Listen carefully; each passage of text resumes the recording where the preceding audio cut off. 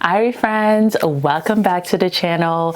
Last two videos I showed you guys that I was using soil blocks to start my hot peppers, and now I am going to show you guys kind of how I create my soil blocks and what I use to hold my soil blocks and just kind of go into it. Soil blocking is just using one of these metal contraptions. It's really cool because they've created these sizes of soil blocks that essentially goes one into the other. The hole that this creates on top, that smaller soil block goes right into that hole, and then there's a larger one beyond this that this soil block goes into that. So essentially they have soil blocks to help you upplant your seedlings, which is really cool, and that takes away the use of plastic containers. I remember I paid around $30 something for my soil block. For me personally, I use a metal, where did I put it? I use a metal tray. This is a metal tray that I bought off Amazon. I have a few of them. I told you guys I was using them to dye yarn initially. So I use that to hold my soil blocks. But before I put my soil blocks in that, I do use cardboard at the bottom of these containers. And the reason why I do that is to help me retain some moisture at the base of my soil block. So I get the cardboard nice and fitted in, and this container holds approximately, I think, about 60 soil blocks.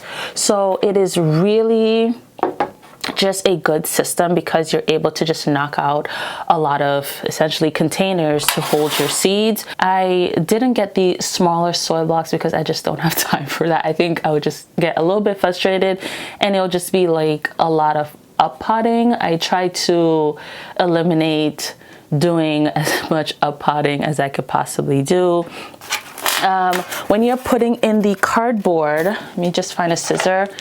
If there's any overlapping, you want to get rid of that. So this overlaps here. So I'm going to cut this off so that it lays completely flat. That way, if you're moving around the container, it's less chance that the soil, we'll pick that up later, that the soil block will move around too much. So I have it nice and fitted like this, no overlapping.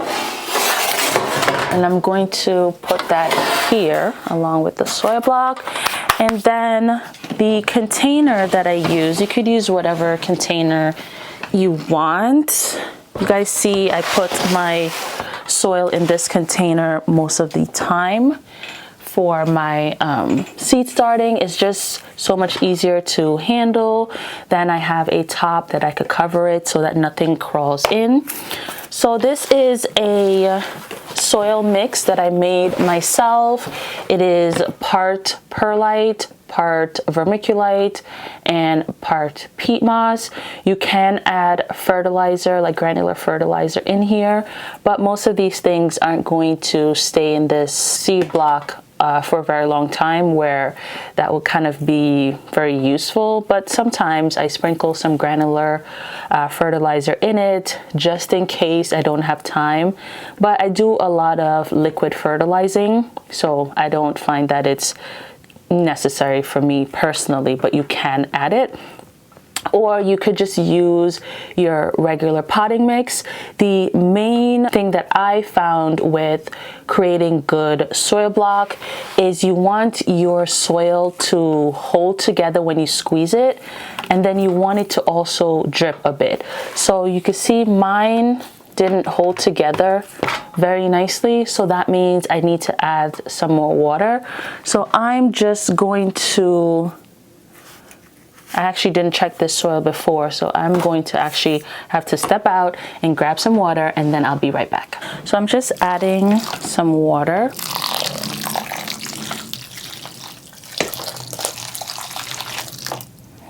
Stop there.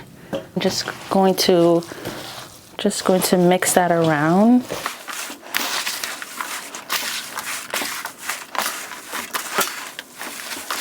And then if you feel like this is too wet, you could always add some more of the dry mixture. So not a big deal if you don't get it right the first time. So my test is I'll squeeze together and there's still some liquid, and then it also stays clumped together.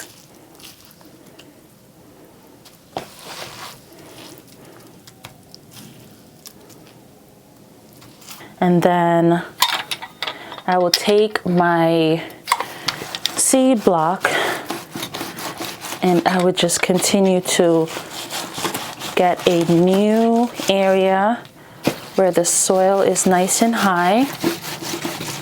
Then I'll just do a little angel wings in the container. And then at this point, usually I just take my hand with the gloves, or just my hand without the gloves, and just take off the excess, because you could see like it's very lumpy here. So if I would just put this down, the height of my seed block would be all over the place. So instead I just take this and just scoop off the excess. And sometimes I just do another one just to make sure that it's nice and compact, and that looks pretty good to me. I like to go over to the end as much as I possibly can so you can see it. That way I could fit another row at the side here just to optimize my space. Then you go in between these two areas here, and then you want to push this spring down, and I put a little force in it.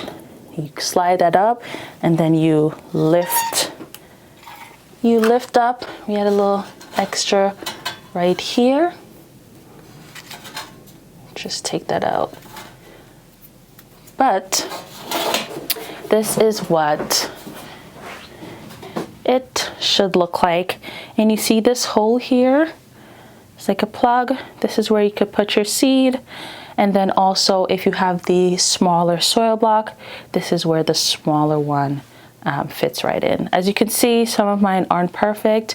It does not have to be, but just as long as it has its holes and the block is, you know, relatively firm, like I could pick it up and it stays together.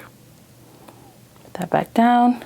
Then you're in good shape and you could start doing more soil blocks so that you could put your seeds in there. But I'm going to continue making some more of these soil blocks.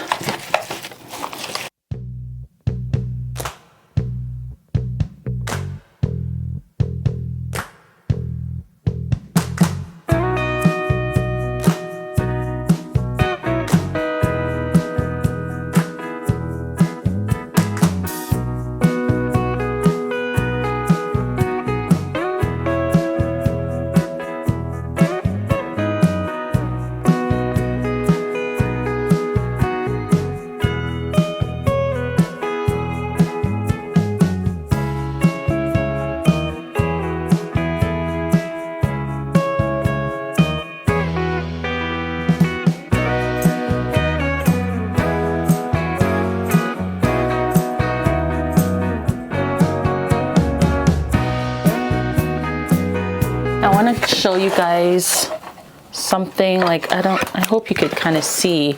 My mixture is pretty watery. At this point I would have probably added more mixture, but I don't want to be bothered. So if your soil mix is really watery and you're using a soil block, if you just lift like this, it would take everything out. So whenever you're doing it, you kind of have to do a like shovel lift and then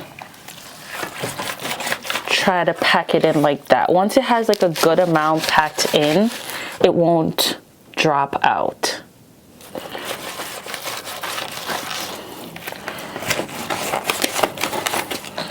Just do like that. And just kind of mosey your way around to getting more soil. And once it's spread out like this, you would use whatever scooper or your hands or whatever and just, oh, I feel like I'm laying bricks doing this. It's another way. There's multiple ways to do almost everything. So do what works for you. And sometimes a good little trial and error is a great way to also learn. So let's put this here.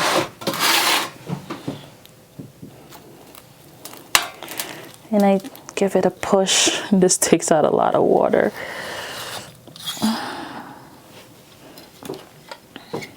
So you could see, like around my soil blocks, there's like excess water.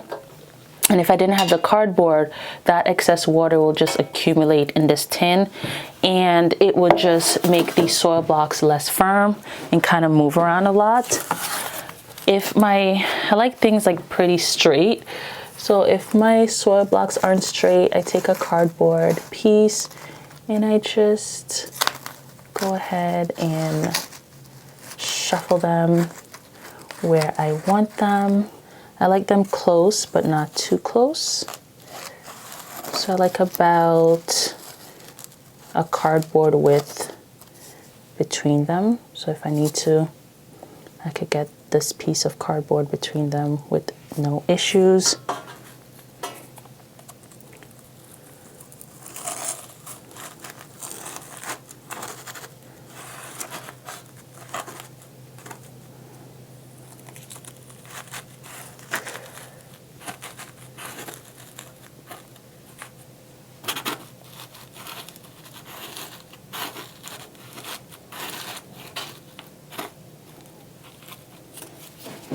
So at first I was just going to leave this amount, but I figured why not just finish what I started.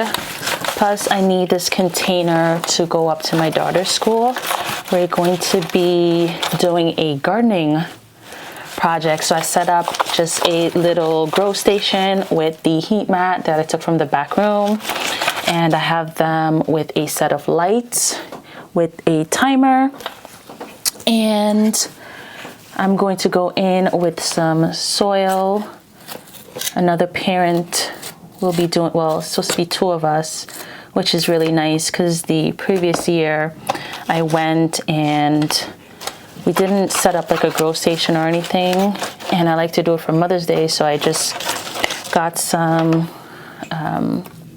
transplants at the garden center, and they were able to put together like Mother's Day bouquet. Their teacher bought the planters, and I bought some like mass package of cards. So they picked the cards and they were able to gift their moms some flowers for Mother's Day.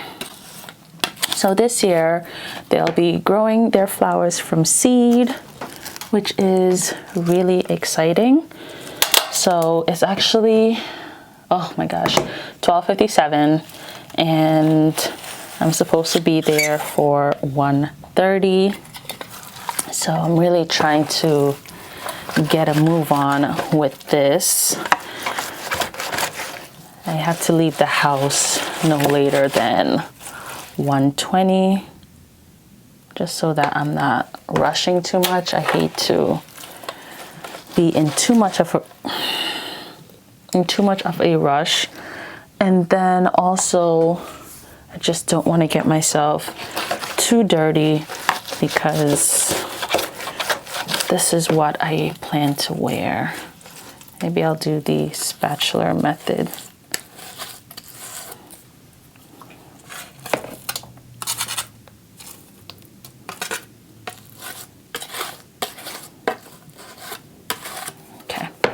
So I'm going to continue doing this, and then we'll most likely pick up with the planting after I get back, and then I'll probably head out because I still have to sift the potting mix that was bought for the kids.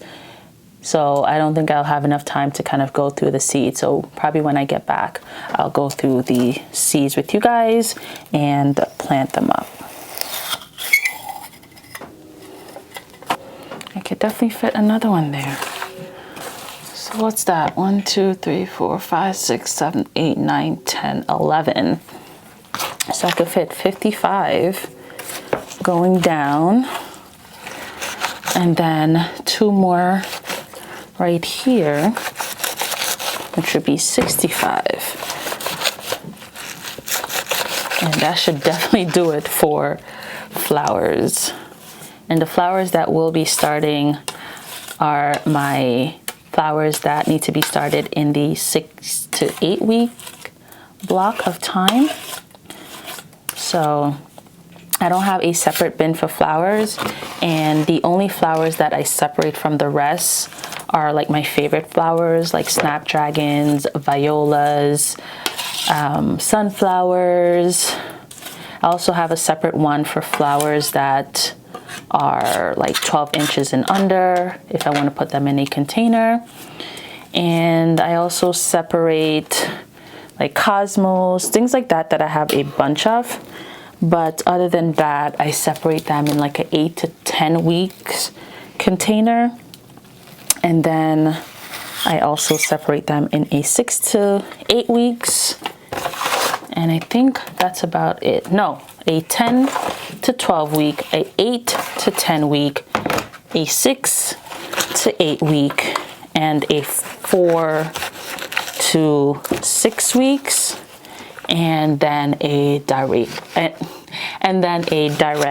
sown batch. I quite literally just recorded this entire video and then realized that my mic transmitter wasn't on. So here we go again. Let's go through the seeds that I decided to start. Like I said, these are all in the 6 to 8 weeks mark. We are in week 6 in zone 7B, New Jersey. So I decided to start firstly some black-eyed Susan vine. The plan for this is to just have it growing with the edibles, like the melons and stuff, on the trellis, so that we could have something edible and then also something beautiful. Then we have the rainbow blend of coleus. I gave this a whole entire row because it's just different sizes and stuff, and it's also deer resistant, so I could also have it outside in the front where you guys know I'll get deer sometimes. Then we have the pincushion scabiosa, and I really enjoyed this one. I had the Black Knight scabiosa, and it was super tall, super whimsical, and I just want to be able to put more in the garden. So I got this formula mix, and I'm excited to see what colors I get. And then I have a group of asters that I started. Last time, let me take all these seeds out my hands. Last time I started the apricot aster and the China aster blend, and this time I am trying the yellow and the Gosford Supreme China aster. So those will be fun. Then I have the Coreospis. This is double sunburst. This is also deer resistant, but additionally it is perennial in zones 4 to 9. This is my first year that I'll be starting this, and I just like having like tall pops of yellow within the garden. I just think it's beautiful. It's one of my favorite colors in the garden: yellows, orange, and pinks. Then I have Gaillardia. I enjoyed this. I remember just seeing their big blooms in the very front of the garden. And so I picked up the red shades Gaillardia from Swallowtail. So I'm excited to see how that goes. Initially, I was thinking that I would save my yellows and reds for the fall, but I like them so much, I need to have them for both. And then I have some celosia seeds here. And these are both a very tall variety. I have 24 to 30, and then I have a 30 to 40. This will be my first time starting both of these, but the colors are striking and I'm excited for that. Then we have some straw flowers here. We have the rainbow bouquet, the tall double mix, and the king size red.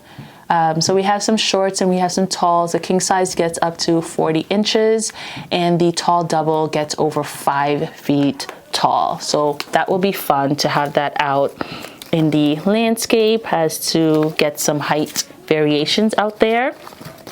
And then we have my fave from last year, which is the Gunfrina.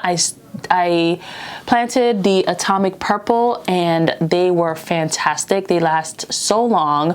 So I picked up the Fiery Sunrise Blend and the Globosa Mix. And I'm also excited to make sure that I am taking some of these flowers that are good dried and drying them and keeping them indoors during the winter months.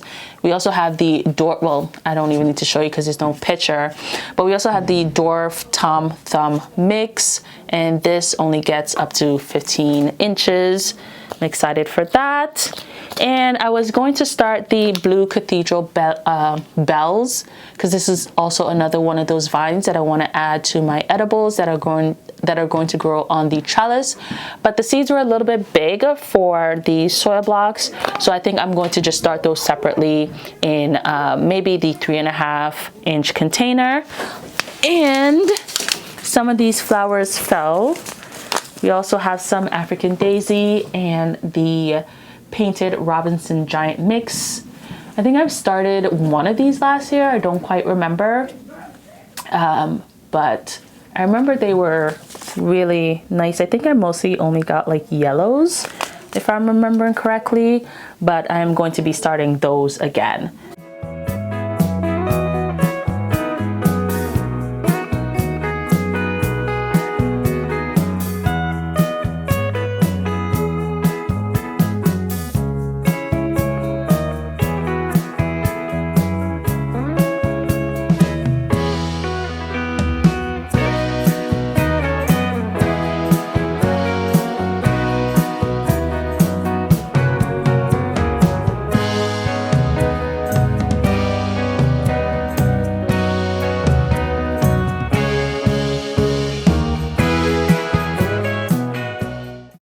So your next essential step would be labeling.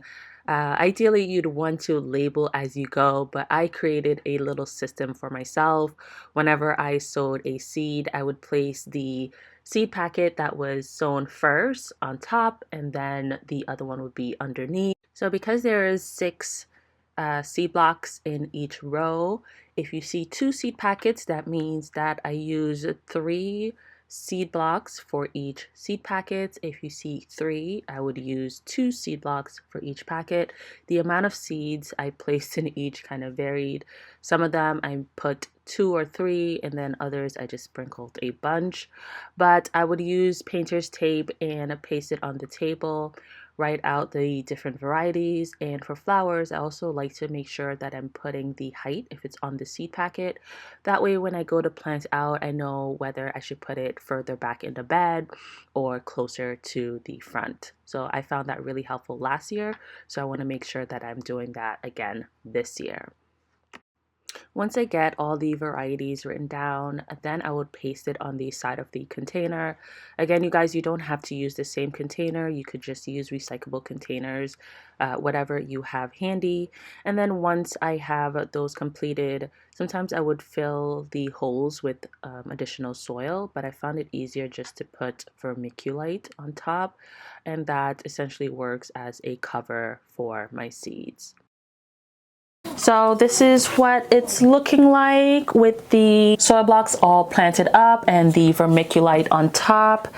Usually sometimes I'll take like potting mix and try to like fit it in the circle, but I just find it easier to put the vermiculite on top, and it works just as good. Normally I'll put maybe like a cling wrap over top to create a humidity dome, but I don't think it's really necessary. And sometimes I hate like messing with cling wraps. It just so unruly. So that is our beautiful tray with the label of Scotch, well, painter's tape in front.